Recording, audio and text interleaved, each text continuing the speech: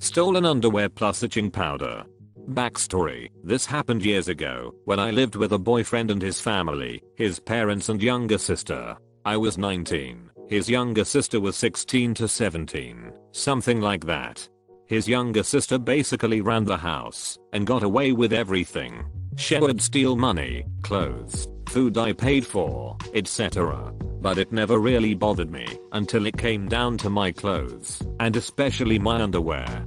She was larger than me, and every shirt she stole would be so stretched out that I could not wear them anymore. Same with underwear. I would not have worn them after her anyways.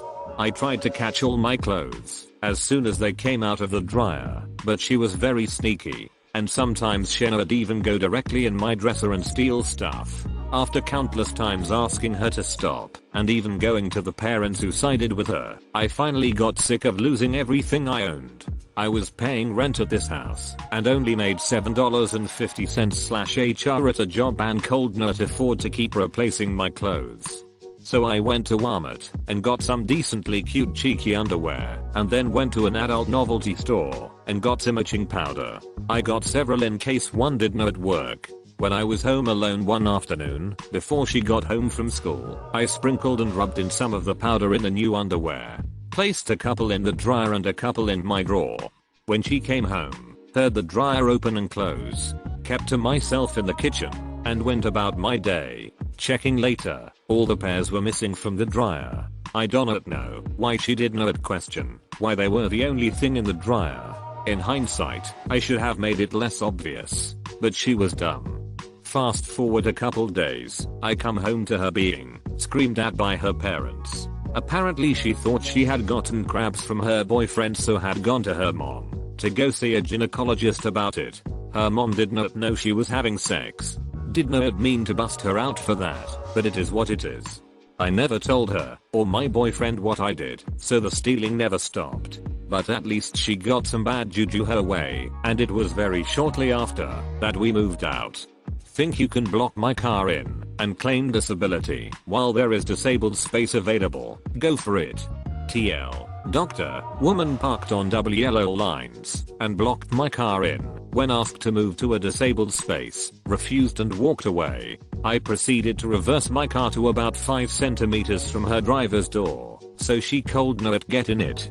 So my driveway is on the corner of my street and has recently had double yellow lines put on the road to stop people parking there and causing issues for buses, etc. As I was preparing to leave the house yesterday, I noticed through my door that someone was blocking me in. Does not happen that often, usually delivery drivers, so I opened my door to have a look. Middle-aged woman is locking her car door and walking away, so I told her that she could not park on double yellow lines and block my car.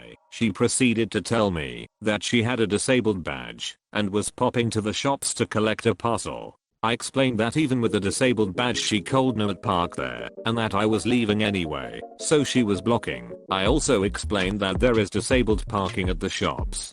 Now this is the point that really started the petty revenge. She told me that she did not want to park at the shops and wanted to park there, that she always parks there, and that she can stay there for 3 hours if she likes using the disabled pass, and that if I take up any more of her time she will call the police before striding away from me. I checked the laws, which said she can park on double yellow lines, but only if she is not an obstruction and is 15 meters away from a junction, which she was not. So I decided that if she wanted to be that petty, then so be it. I got in my car and reversed it down my driveway until it was 5 centimeters away from the driver door.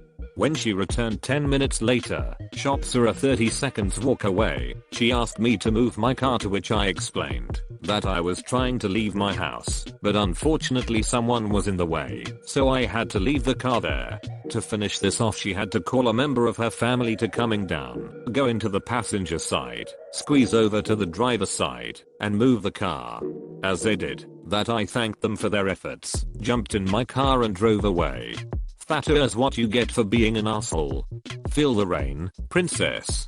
I just had lunch and noticed that I was almost without cigarettes, so I decided to hit a convenience store for some post-meal nicotine and caffeine before going to a class that I teach afternoons. This small convenience store has 2 perpendicular parking spots to the left of the door and 3 to the right. The front of the door is a clearly marked no parking zone. I was lucky there was no car, so I parked in the first spot to the right of the no parking zone.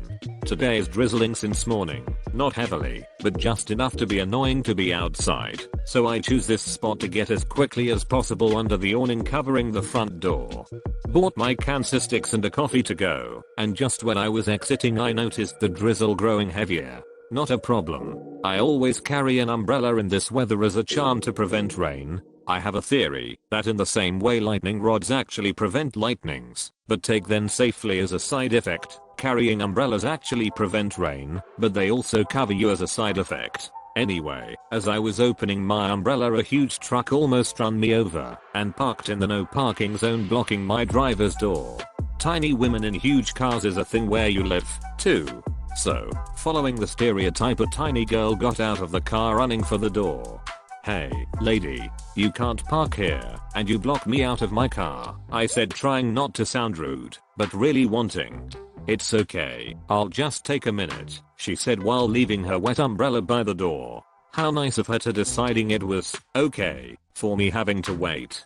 I reached my phone, and I still had some time, so I decided to sip my coffee and decrease my life expectancy with a cigarette, while I waited for Princess to finish her business. By the time I finished satiating my 2 addictions, the drizzle had grown into a full-blown torrential rain. The awning was doing a good job keeping me dry, but the splash from the ground was starting to get annoying, and I was running out of time. Then I looked inside, and noticed that Your Highness was freaking lunching. She was sitting by a table watching I don't know what in her mobile, while munching a pre-made salad. I knocked at the window to get her attention. "I need to go," I mouthed while gesticulating at the all other vacant spaces.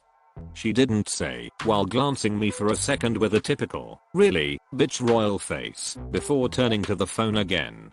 I not used to confrontation, so following all my killing instincts I didn't confront her. Instead I used my umbrella's hook to fold her front wipers and mirrors, and while I was calmly going around our cars I folded the back wiper and hanged there her umbrella before getting in my car from the passenger's side.